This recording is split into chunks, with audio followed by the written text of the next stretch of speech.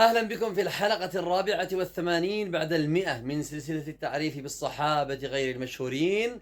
معنا الصحابية الجليلة فاطمة بنت صفوان بن أمية، زوجة الصحابي الجليل عمرو بن سعيد بن العاص. فاطمة بنت صفوان بن أمية أسلمت قديما بمكة، بايعت النبي صلى الله عليه وسلم، أوذيت في مكة هي وزوجها، تحملت الأذى حتى بلغ الأذى حدا لا يطاق.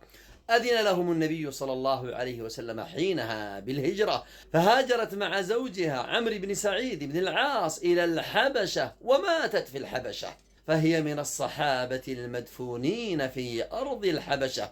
ثم عاد بعد ذلك زوجها عمرو بن سعيد بن العاص إلى المدينة، وصحب النبي صلى الله عليه وسلم بقية حياته، وشاركه في بقية غزواته، حتى استشهد في أجنادين من أرض الشام في خلافة أبي بكر الصديق رضي الله عنهم أجمعين.